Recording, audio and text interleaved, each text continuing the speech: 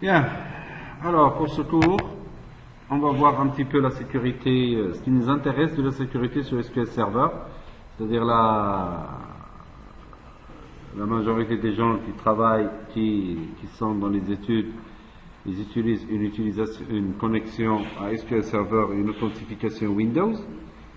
Il faudrait, mais dans la réalité, vous avez toujours des rôles et des utilisateurs avec des droits sur des bases de données. Alors, ce que nous allons voir aujourd'hui, c'est le mode d'authentification sur SQL Server, la création d'une connexion login, c'est-à-dire qu'on va créer un login et on va se connecter avec une authentification SQL Server sur notre serveur SQL Server, avec le login qu'on avait créé, et puis on va créer comment créer la syntaxe SQL, comment créer un utilisateur, puis on va avoir les rôles serveurs, les rôles de base de données, la création d'un rôle, et puis la gestion des droits au niveau du serveur via les rôles, et la gestion des droits au niveau d'une base de données via le rôle de base de données. Alors les modes d'authentification, il y a le mode d'authentification Windows, dans lequel l'utilisateur se connecte à un domaine Windows. Dans votre cas, c'est votre propre session Windows que vous utilisez sur votre poste. Dans la réalité, vous êtes sur un Windows Server et vous accédez avec le Management Studio, vous accédez à un serveur distant et non pas à un serveur qui existe au niveau de votre ordinateur. Alors, le nom d'utilisateur et le mot de passe, ils sont vérifiés par Windows, et c'est comme si SQL Server, lorsque vous installez SQL Server, vous mettez par défaut le mot d'authentification Windows, c'est comme si vous donnez le droit à Windows de gérer les authentifications Windows. De toute façon, c'est des cousins, tous les deux, ils sortent de la même entreprise. L'utilisateur ouvre ensuite une connexion sécurisée avec SQL Server, et puisqu'il s'agit d'une connexion approuvée, SQL Server n'a pas besoin de vérifier le mot de passe de l'utilisateur. Dans le cas de l'authentification mixte, l'utilisateur se connecte à son réseau Windows, mais ensuite l'utilisateur ouvre une connexion approuvée à SQL Server à l'aide d'un nom d'utilisateur et un mot de passe distinct. C'est ce qu'on appelle, ce qu'on avait ajouté au début, c'est pour créer c'est un login. On a appelé ça un login. Pour que je puisse me connecter à un serveur SQL Server, il faut que je crée un login pour le faire. Et puis le nom d'utilisateur et le mot de passe doivent être vérifiés. C'est une deuxième couche qui va se faire. Regardez, lorsque je vais me connecter à SQL Server ici, là c'est mes requêtes qu'on va voir tout à l'heure, et puis après je vais me déconnecter sur mon serveur et je vais me connecter.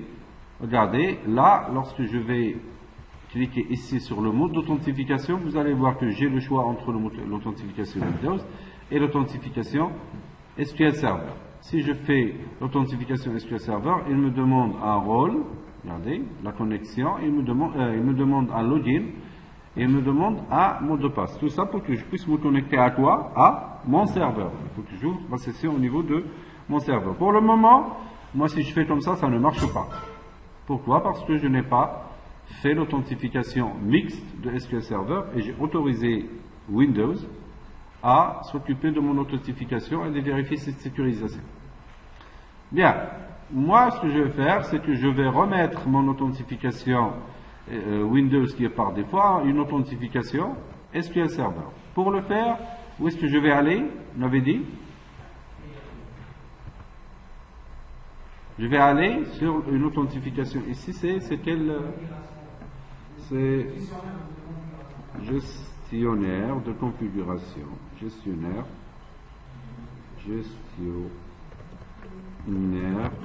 de configuration SQL, c'est ça? Je ne l'ai pas.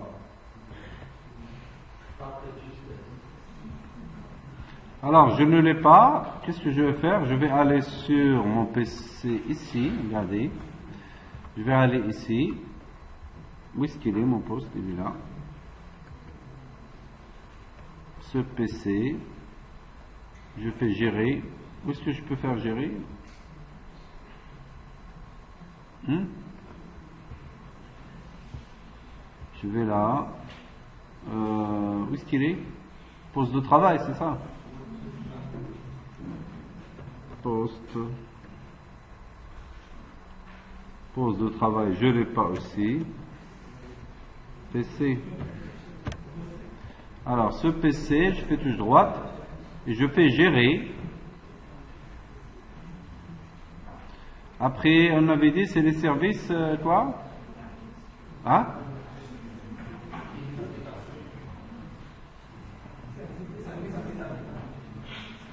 Je vais aller sur services et applications et après je fais gestionnaire de configuration SQL Server, on avait dit. Gestionnaire de configuration SQL Server et je vais aller sur configuration réseau du réseau SQL Server, c'est ça. Et là j'ai les protocoles, moi je vais voir où est-ce qu'il est mon serveur, il s'appelle comment, je vais me connecter.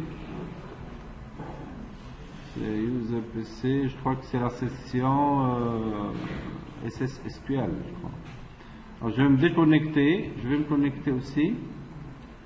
Moteur de base de données, là je fais parcourir, nom du serveur, pour la base de données. Allez. Je crois que c'est user PC.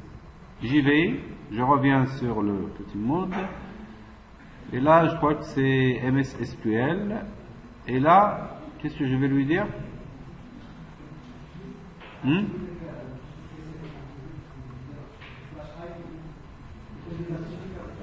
Je vais voir pour celui-là, c'est TCP sur IP, c'est ça? TCP sur IP. Je vais activer. Toutes les modifications sont enregistrées, mais prendront effet uniquement après l'arrêt de redémarrage du service. Voilà. Et voilà, il est activé. Pourquoi on avait fait ça? C'est pour changer le mode d'authentification. Et comment je peux faire ça après?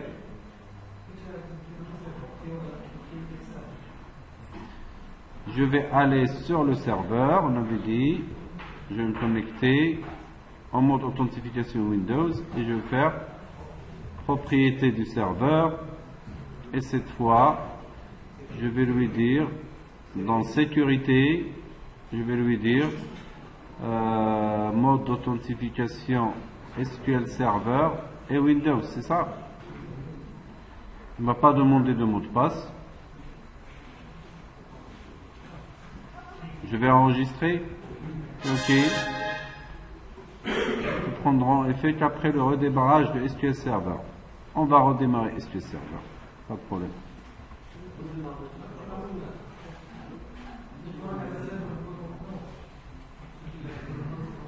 Pardon, alors je fais affichage explorateur d'objets. Vous avez dit?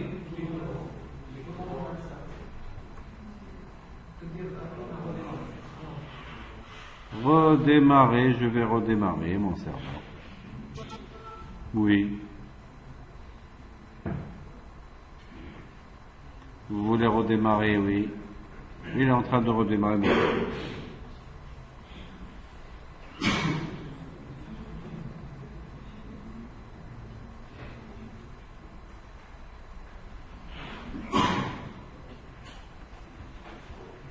Je crois que c'est bon. Je vais me déconnecter. Cette fois, je vais me connecter.